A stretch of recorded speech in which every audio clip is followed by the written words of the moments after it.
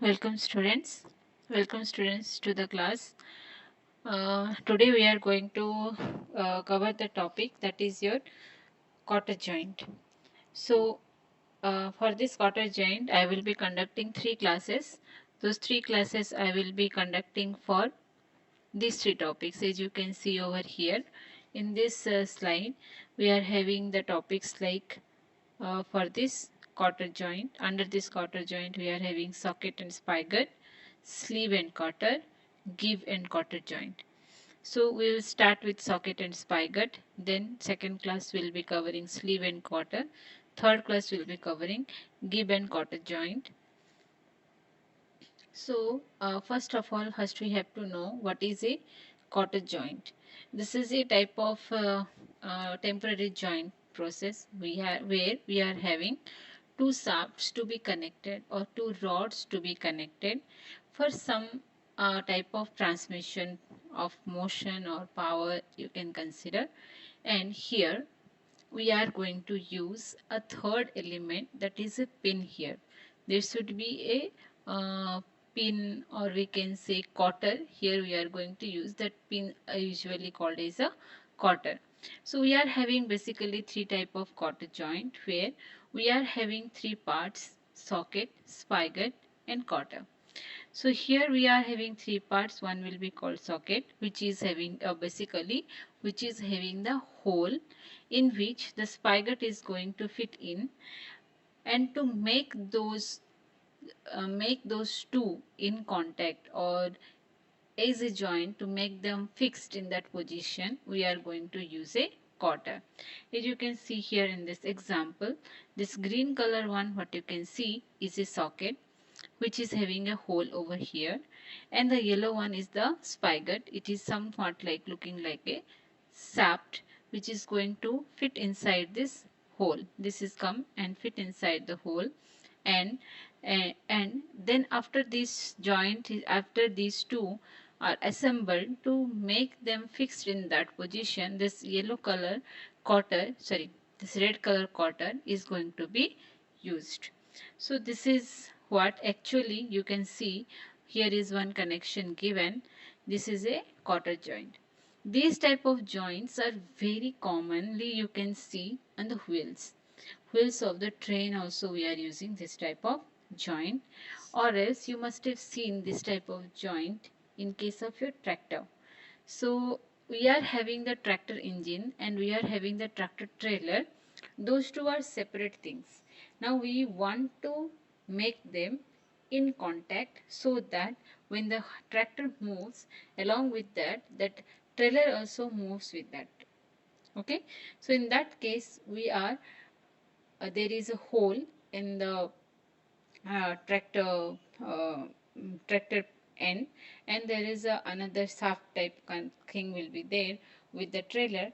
We are bringing them two in together, and we are putting a big type of shaft like thing, or the pin like thing, something in the hole, so that it is going to be fixed over there, and it is going to make it the joint stable, so that when the tractor moves, along with that, the trailer will also move.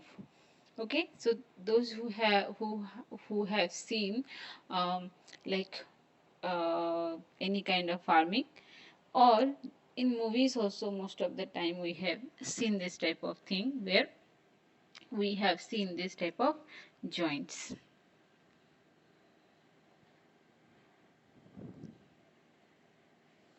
Okay, then next is your sleeve and cotter type joint. We have also, we have give and cotter type joint. Those things we are going to learn in the next classes. So this is a typical diagram of a uh, socket and spigot cotter joint. You can see over here.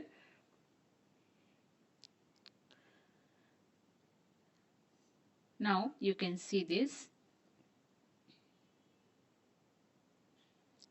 in a bigger form, that here the pink color part, what you can see, the pink color part, what you can see, it is a socket. The blue section, what you can see, it is a spigot.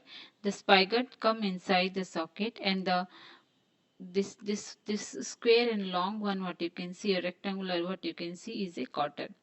So the spigot came and fit in the socket hole, and the cotter pin is joined is inserted so that it will be fixed. Now here we have so many notations given. I will tell you one by one what are they. So what you can see here, P is nothing but the load carried by the rods. These two are the rods which are associated with the socket and the spigot, and this is the load carried by those rods. Then you can see here small d. This is the diameter of the rods. Similarly, you can see here D1. D1 is the outer diameter of the socket. Okay. Similarly, you can see here D2. It is nothing but the diameter of the spigot, as well as it is the diameter of this socket hole. Okay. Socket is also having one hole. Its diameter also, it is the diameter of the spigot. Similarly, we are also having D3, which is the diameter of the spigot collar. Okay, you can see this is the spigot. It is having a collar over here. After that, we are having the rod. Okay, this is the rod. So this is called as your spigot collar. Similarly, we are also having here T1. T1 is nothing but that thickness of that spigot collar. Okay. Similarly, we also have D4, which is the diameter of the collar of the socket. So this is the socket outer diameter, and this is the collar diameter of the socket. Okay. Now we are also having here C value. You can see this C value over here. This is called as the clearance. Sorry, this is called as the thickness of the socket collar. Okay, this is the thickness of the socket collar. Similarly, we are also having B, which is nothing but the mean width of the cotter. Mean width. This cotter is usually a tapered cotter pin. So it is having a taper angle where we are finding the mean value of the thickness of the cotter, then mean value of the width of the cotter, then we are taking the average of the width at that at the larger end and at the smaller end. Similarly, it comes then comes value of T.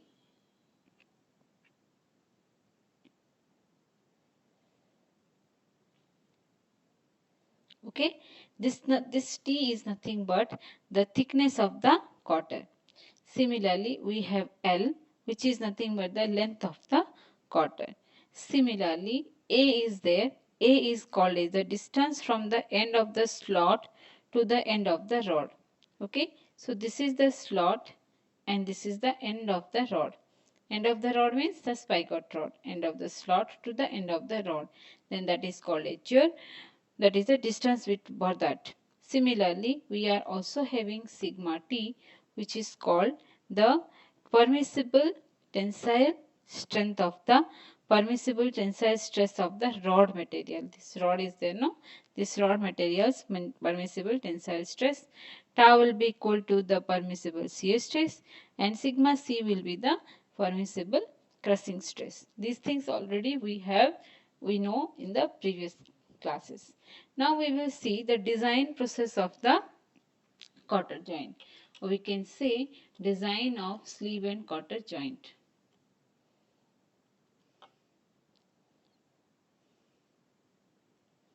Design of sleeve and design of spigot and socket cotter joint. Okay. So in this one, the very first step we will be finding out is nothing but the failure of the rod in tension. So what happens whenever we have seen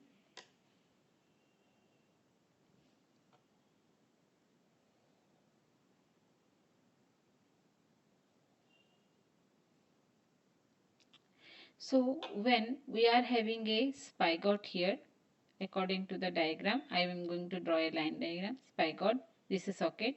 There is a spigot we have, and we have used a pin over here. So force is applied in this direction P and in this direction P.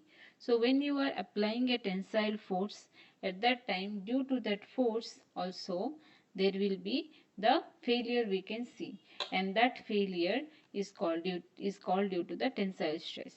So when this tension is applied on this spigot or socket shaft, at that time this cotter pin, what you can see here, is going to experience a shear. Along with that, because the pin is used there will be the presence of crushing also we will be finding out. So one by one we will take all the forces, consider all the forces or all the stresses generated in the different parts of the joint, and then we will design it. So the very first thing we will consider is the failure of the, if the rod fails in the tension, then how can we prevent that one? So to prevent that one, we can fix that diameter. So according to the load applied on the body, we can find out its diameter, for which thus that load will not cause any failure or cause any kind of accident in the case of the joint. So for that, first we have to know, we know that stress is nothing but force by area. So first we will see, already we know that P amount of force is applied on the rod. Then we will see how much, which area is going to resist that load. Okay, as you can see in this figure itself, the load applied on this area, on this diameter. So this diameter is nothing but D. So we will consider that D and find out the diameter of the rod. Okay, let's go for it. So what we will do, first we will see the resisting area for the load applied P. So here we can say the load applied on the rod is equal to P, right? Now for this load applied, what will be the resisting area?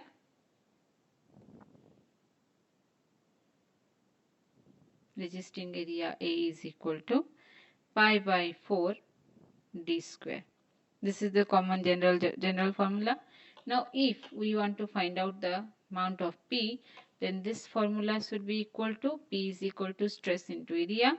Area is pi by 4 D square and stress is given sigma T. Okay. So here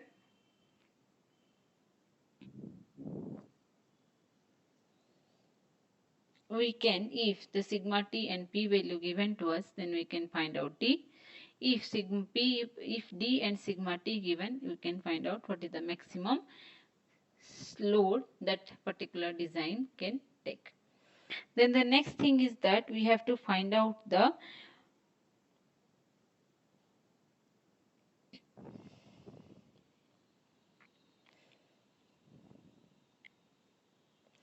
diameter of the spigot.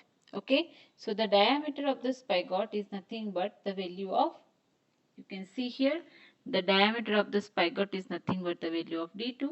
So in the next step we are going to find out the value of D2. Now for this spigot we can say that it is a weakest section of the joint. Why? Because its diameter is the smallest one among the socket and the spigot. So D2 is the smallest one, because of which its cross section is also small, and that's why also which comes with a hole for the cotton. That's why it is the weakened section, we can say. Now you can see here in this figure, if I consider this is the diameter of the spigot, then we are making a hole here of thickness T, so that this cotter pin can pass through the spigot. So this diagram we can see. So here, if load is applied, that load is going to distribute among this hashed portion, right? So what is the area of this hashed portion? So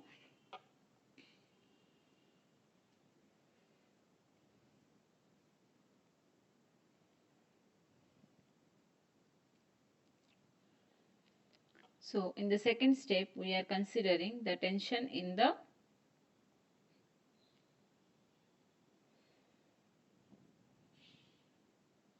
failure of the spigot due to the tension in the spigot rod. Okay. So I can directly write tension failure in the spigot. So in the spigot, what is the weakest section?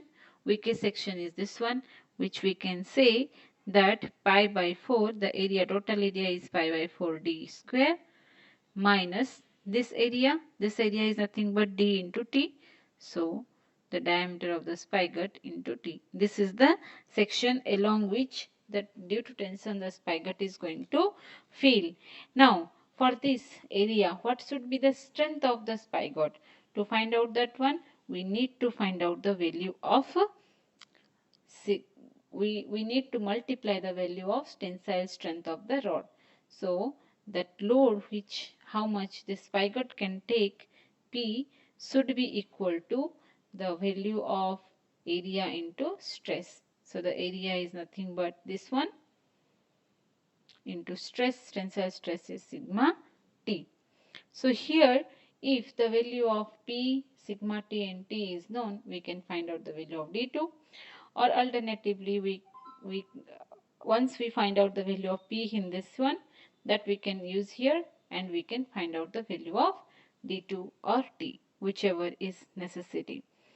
Now what happens in actual practice, we usually take the value of T.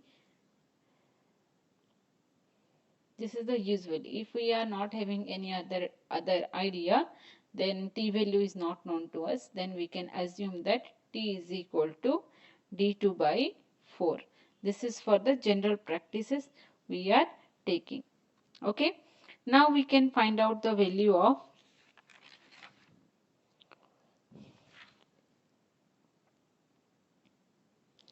crushing strength.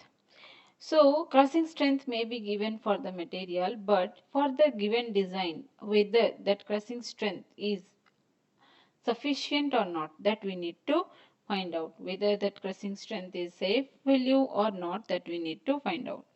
Now if we consider this diagram only, we can see that the cotter pin is going through a hole in the socket and spigot both. Now for the spigot, this portion what you can see, non-hatched portion, where crushing will be occurring. Like we have seen in records, when thread is passing through the hole and when more load is applied on the hole of the paper is start to tear. That is what is called, that what thing in generally when we see in metals, that will be called as the crushing. So what will be the crushing area over here? The crushing area will be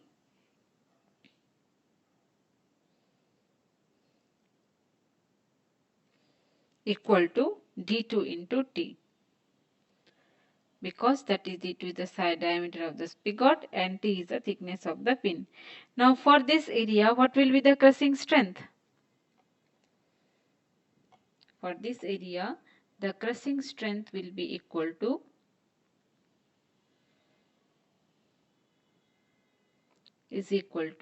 we can say D2 into T into sigma C.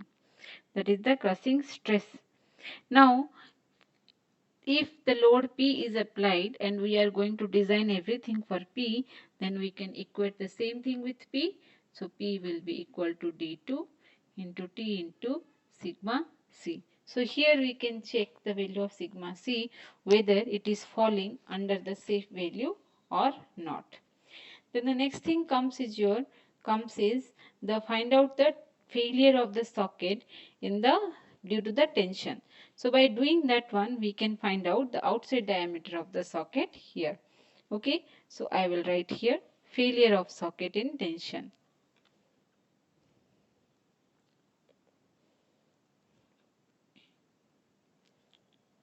Now we know that in socket we are having one outer diameter and one inner diameter. The outer diameter is D1 we know, and D2 we already found out, which is nothing but the spigot diameter.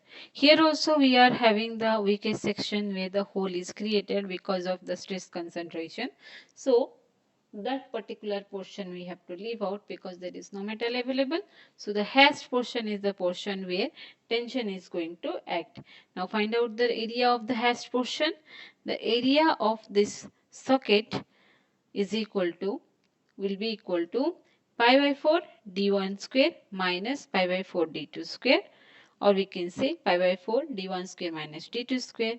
Along with that, this area and this area should be subtracted. So we can write here that the area is equal to pi by 4 d1 square minus d2 square minus this particular portion, and this particular portion will be equal to d1 minus d2. So I can say d1 minus d2 multiplied by this t value. T. So this is the area of the socket for tension. Okay.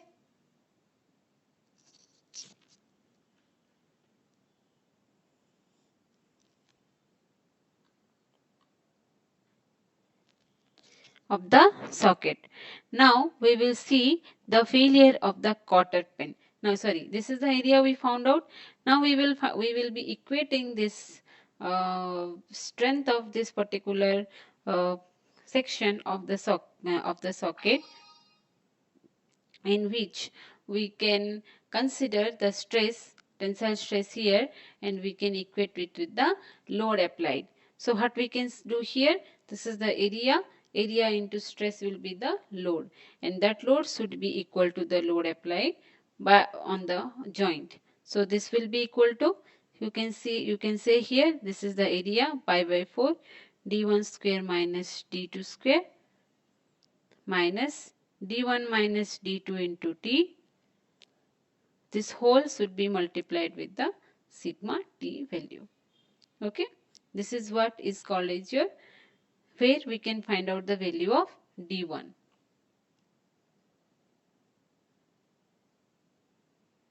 As I told you, the cotter pin is going to fail in shear. Now you can see here the diagram. In this, the load is applied. This portion is belong to the socket region, and this portion is belongs to the spigot region. Now when the load is applied on the spigot and the socket together, at that time what happens, the cotter pin is experiencing the shear, and due to which it is going to split into three sections like this and cause the failure in the joint. Now we are supposed to design in such a way that the load what we apply on this material should not exceed the permissible stress of the pin, or else it will fail, right? So for that reason, what we have to see first here, that in which region the shearing occurs.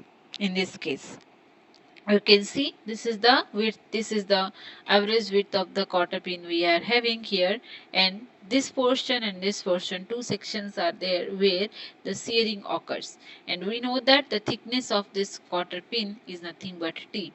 Okay, so the area where we can find the shearing will be b into t. So we can say here that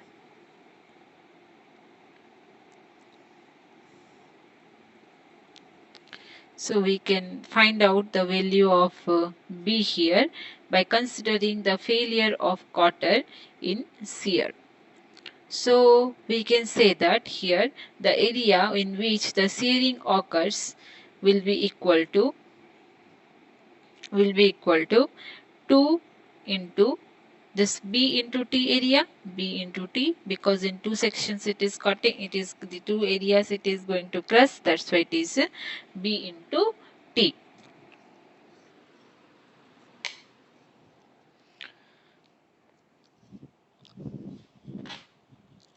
Now, as I already told, it is going to be fail in the shear. Fail in the shear means we have to consider the shearing stress here, and the strength what we find out by multiplying this area into shear, that should not be exceeding the value what we are applying on the pin. So it should be maximum should be equal to the load what we are applying. So it should be equal to 2 into B into T into tau. Okay. Now here we can find out the value of B. Okay. Similarly, in the sixth step we can find out the failure in the socket collar.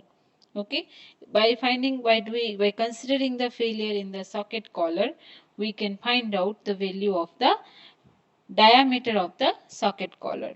Okay, now you can see here in this diagram we have considered this D4 is the socket collar diameter and D2 is the diameter of the spigot, or we can say inner diameter of the socket through which the pin is also passing. Clear? Now you can consider here the collar is going to fail in the crossing, and crossing will occur in which area? Through which the pin is passing. So this hatched portion, what you can see here, through this the pin is passing, where the crossing will be there. Now we are finding out the diameter of the collar by considering that the collar will fail due to the crossing. So in the sixth step we will consider the failure of the socket collar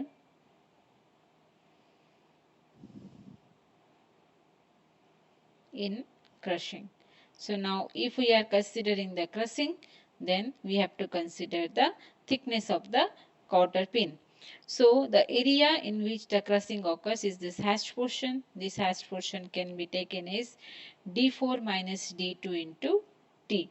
So we can write here the area where the crushing occurs is D4 minus D2 into T. Now this is due to the crushing, so we will consider the crushing strength, and that crushing strength should not be exceeding the load applied. So the crushing strength value we will find out by multiplying the area into the crushing stress. So sigma C. Now by considering this equation, we may be able to find out the value of D4. Similarly, we can consider the socket will fail due to shear also. The socket ends can fail due to shear also. Now, for that we have to consider the area in which shearing occurs. So for this we have to consider this diagram in which you can see this collar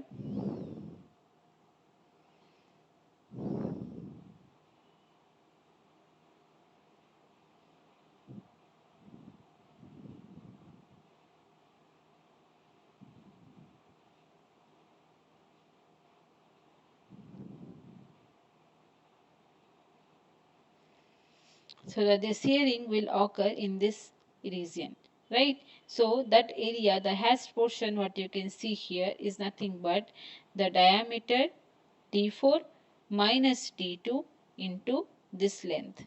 This length is nothing but c we found here, right? Now we can consider that one to find out the value.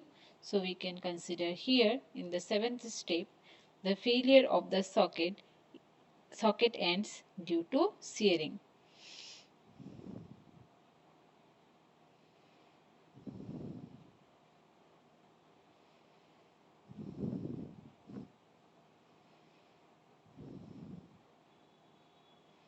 Okay, now here the area is because the shearing is occurring here in double or the two areas, so we have to consider the both. So the area here will be equal to 2 into d4 minus d2 into c. Okay, now this is due to the shearing the failure is occurring.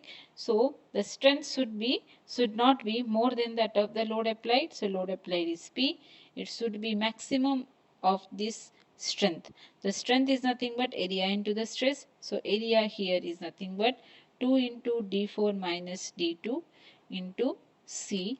This is the area into sigma C is the stress. So it is becoming the strength which should be equal to,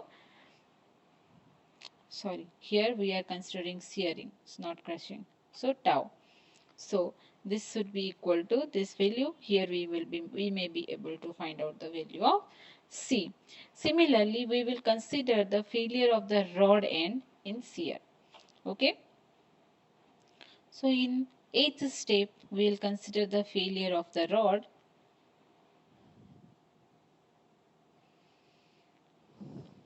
in shear. So if we consider this one, then we have to consider the area where the shearing of the rod will be occurring. So for that reason we will be consider this diagram again. Now you see here, this is the socket end, right? This is the socket where the collar end is this one.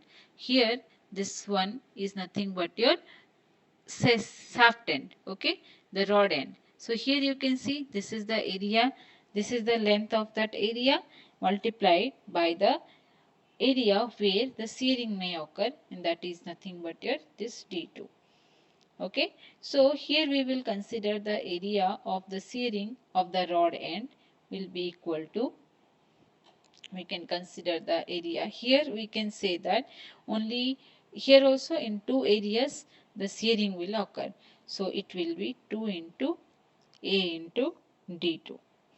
So, okay, so here if we consider this is the shearing area, then the strength of the rod will be equal to this area into the shearing stress, which should not be more than the applied value P. So P should be equal to A into D2 into tau.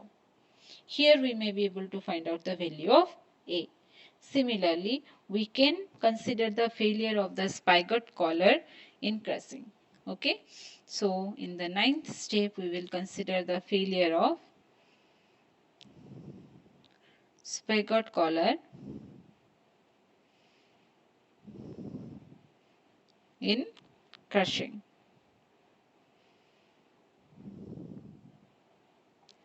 Now we have to consider the area here where the crushing will occur. That is nothing but this hashed portion where D3 is the diameter of the collar of the spigot.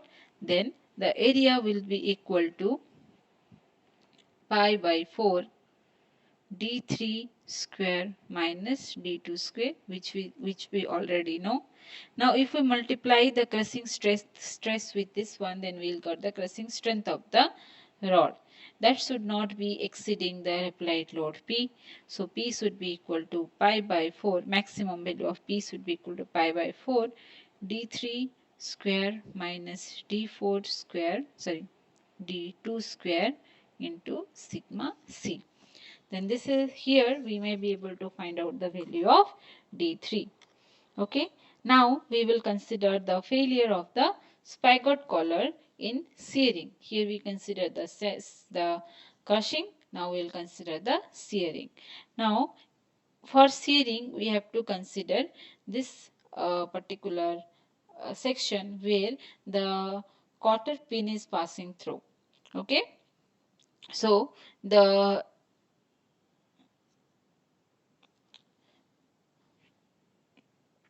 here the diagram is not having this value correct. This is T1. So in this is the collar we can see here, and that is going to experience the shearing. So whatever the hashed portion you see here, that portion is going to shear off. So here we can consider in the 10th step failure of the spigot collar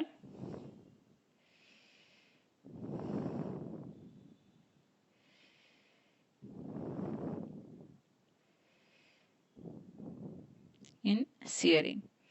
So if it fail in shear, then this hashed portion area will experience the shear here, which is nothing but is equal to D2 in pi into D2 into T1.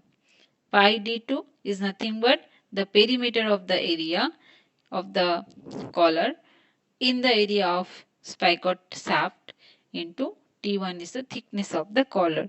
So this portion is going to experience the shear, and if we multiply the shearing stress here, then that is going to give us the shearing strength of the collar material, which should not be more than the applied load. So we can say P max should be equal to pi d2 T1 into tau. Okay, so here we may be able to find out the value of D2. Then we will consider the failure of the cotter pin due to bending. Okay, the 11th step we will consider failure of the cotter pin due to bending.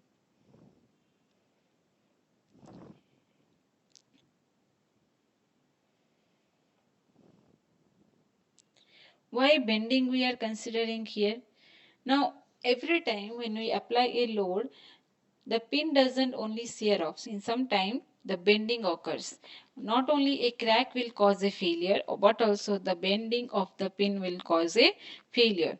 To understand the load applied on the bending on the cotter pin in bending, this is the figure we can see where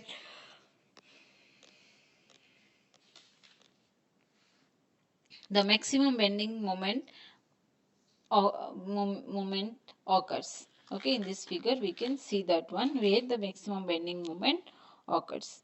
So for this we can consider what is the maximum bending moment is acting on this pin. So to consider that one we can say the maximum bending moment acting on the pin is nothing but P by 2 into 1/3 of the D4 minus D2 by 2 multiplied plus D2 by 2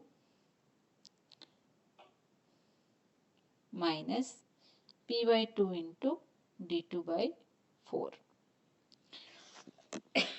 By simplifying this one, we will get the formula P by 2 into D4 minus D2 by 6 plus D2 by 4. This is the simplified formula. For this bending moment, we know that the modulus of section modulus of the cotter pin will be equal to T into B square by 6. This thing we have already studied in MOS, so no need to explain. So maximum bending moment, bending stress generated by the maximum bending stress generated on the cotter pin may be considered as M max divided by Z. Okay, which in simplification we will get is P into D4 minus 0.5 D2 divided by 2TB square. Okay, or else we can do it like this, that directly you can use this formula and this formula and put it and do the solution.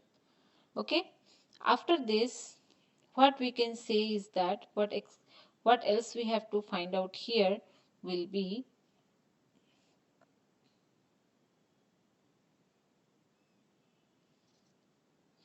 the length of the pin.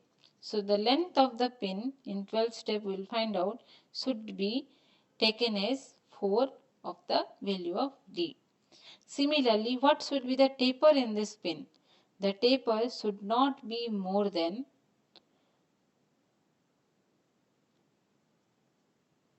1 is to 24, should not be more than 1 is to 24. Okay. Similarly,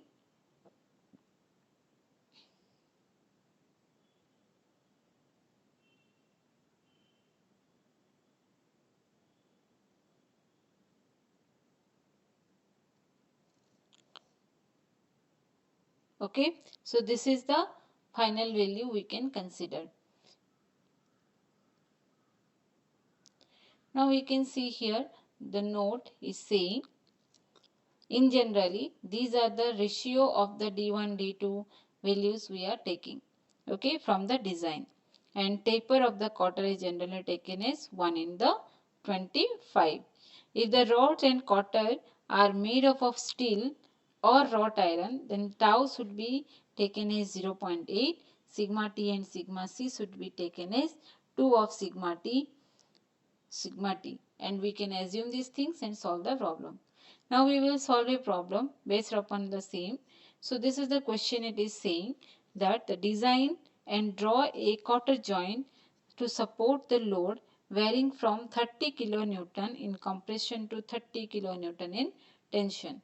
So here P value is given in a range 30 kilonewton positive to negative we can consider. The material is used is carbon steel, for which the following allowable stresses may be used.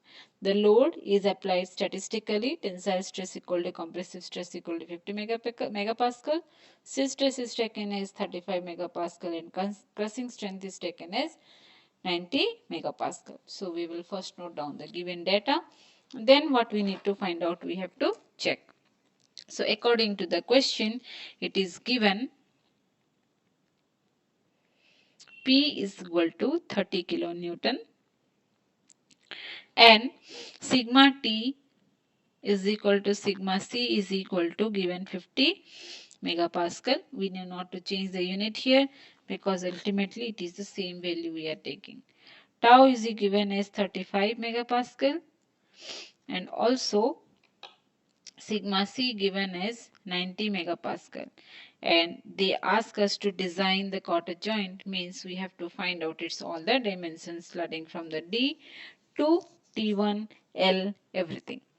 Okay, so the first step we have to find out the diameter of the rod, and we know that the diameter of the rod can be find out from the tensile strength of the rod, which is nothing but is equal to P is equal to pi by 4 d square sigma T. P is equal to how much we know? 30 kilonewton. So 30 into 10 to the power 3 is equal to pi by 4. D we don't know, into sigma T is given 50. So if we do the calculation for this one, we will be getting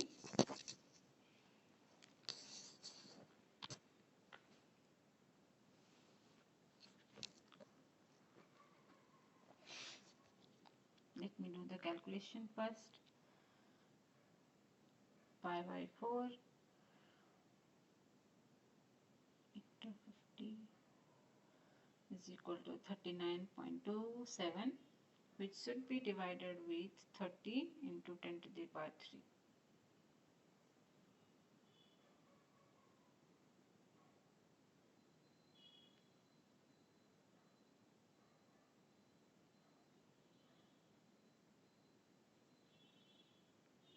Then find out the root of the answer. We are getting 27.64. So here D we are getting 27.64 mm, and this cannot be taken as it is, so we will be taking D is equal to 28 mm. As I told you, even numbers generally we are taking. Then we will find out the value of the sigma C by considering. Now we will be finding out the value of sigma C by considering the uh, that T is equal to D by 2. So consider T is equal to D by 2. Assume T is equal to D by 2 and see whether the crushing strength is below the value of given value or not. So for that, first we have to consider the value P is equal to area into sigma T, in which we can find out the D2 first. Then we will go for the value of D. Okay. So in second step we can consider P is equal to pi by 4 D2 square minus D2 into T into sigma T. Now we are assuming T is equal to D2 by 4. If we consider that, we will be getting P is equal to pi by 4 D square minus D square by 4 into sigma T. We know P is equal to 30 into 10 to the power 3 is equal to pi by 4. D2 value we don't know, minus D2 square by 4 into sigma T is given 50 megapascal. Okay. Now we can find out here that D2 is equal to 30 into 4 into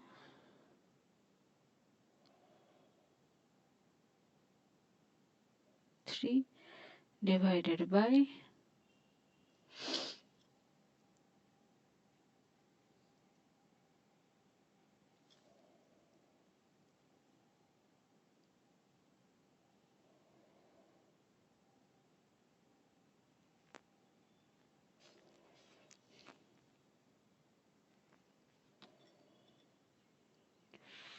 50 divided by pi minus 1 under root of answer 33.47. So here we will get 33.47 mm, which is approximately can be taken as 34 mm. Therefore,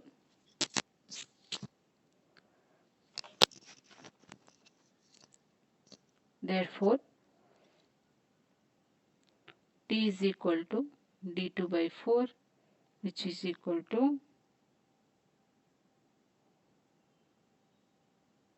8.5 mm. Now we will check it with the sigma c value. So we know that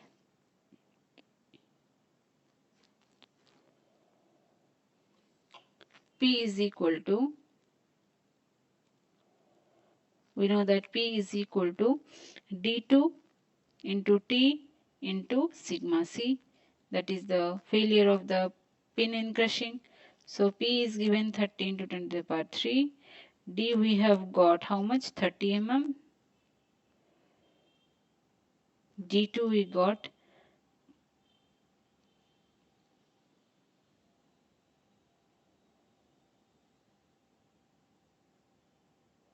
34 into T we got 8.5 into sigma c. So sigma c here how much we are getting? So for sigma c we can divide 30 into 10 to the power 3 divided by 34 into 8.5. So we got 103.8. That is the value of sigma c is equal to 103.8 megapascal. Okay, but we know that the sigma c given is 90 megapascal, right? It is more than 90. That means the design what we did, based upon that, the failure will occur here because of this high amount of stress. So I can say is sigma c is greater than 90 MPa. That's why the design is not safe.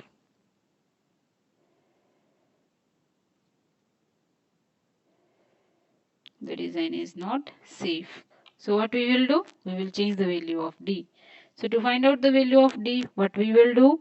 We will consider the value of P should be equal to sigma C into D2 into T. T always will take D2 by 4. So here D2 will be equal to 30 into 10 to the power 3 into 4 divided by sigma C is 90.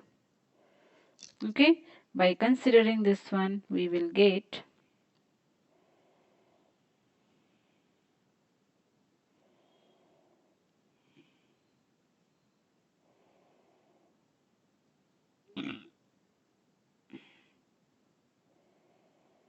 36.51.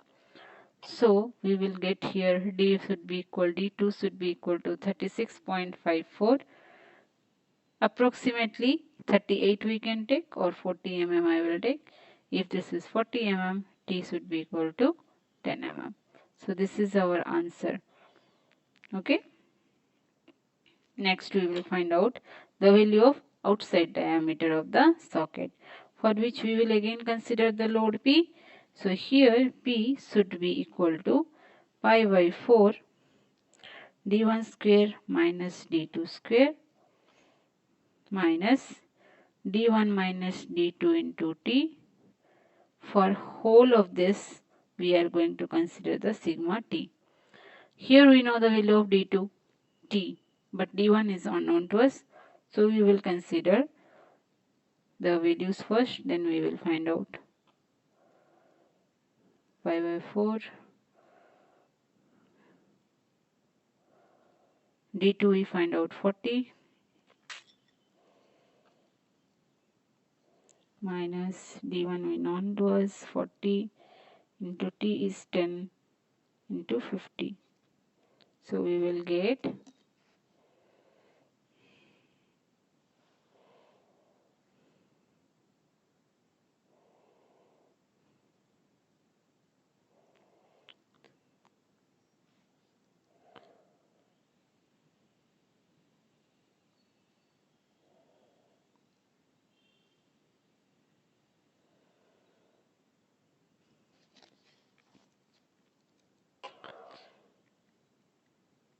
10 to the power 3 will be equal to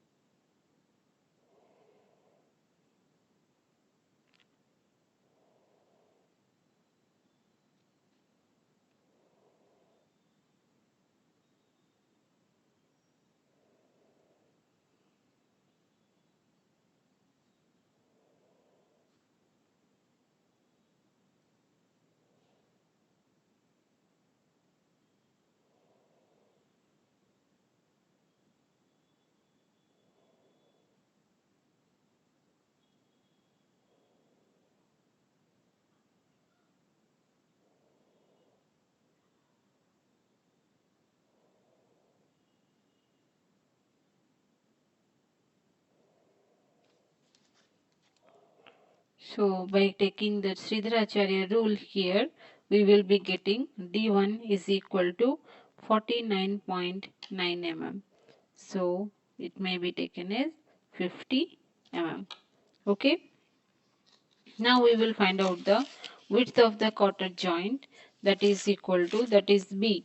So we know that P is equal to 2 into B into T into tau. So to find out that one, we can consider here.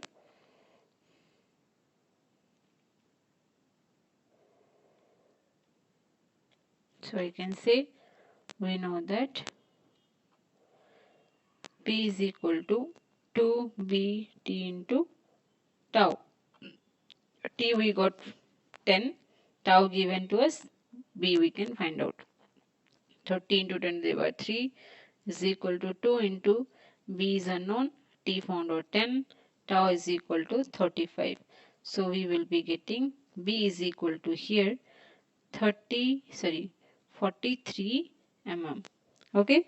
Similarly, we will also consider, we can find out the value of D4. So for that we can say, we know that P is equal to D4 minus D2 into T into sigma C, which is equal to 30 into 10 to the power 4. D4 is unknown to us. D2 we find out 40 into T is 10. Sigma C given 90. So here we can get D4 is equal to 73.3, which may be taken as 75 mm. Similarly, we also can find out the value of C. P is equal to 2 into D4 minus D2 C into tau. So 30 into 10 to the power 3 equal to 2. D4 we found out 75 minus D2 is 40. C is unknown. Tau is equal to 35. So this implies C is equal to 12 mm we got. Okay.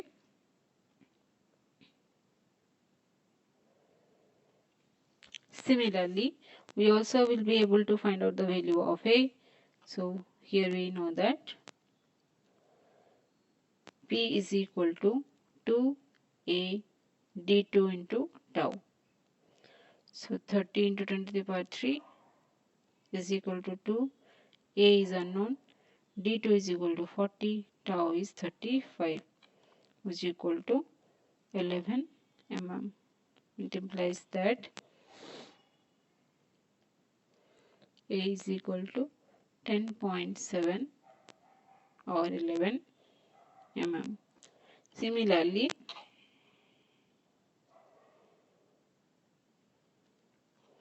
P is equal to pi by 4 d3 square minus d2 square into sigma c. So here by putting all the values, we will get d3 is equal to 45 mm. Okay, now we will find out the spigot collar.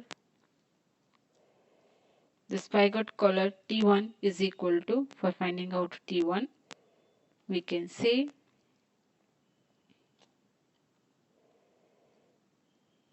we know that P is equal to pi by pi d2 into T1 into tau, which is equal to 30 into 10 to the power 3, which is equal to pi into d2. d2 is equal to found out 40. T1 is supposed to be found out, tau is 35. So we will be getting T1 is equal to 6.8 mm. T1 is equal to 6.8 mm. Suppose 8 mm. Therefore, L is equal to 4D, which is equal to 4 into 28, is equal to 112 mm. E is equal to 1.2D, which is equal to 1.2 into 28, which is equal to 34 mm.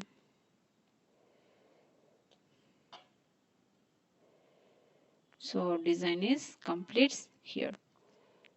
I hope you understood this one. If any doubt, please contact me over WhatsApp.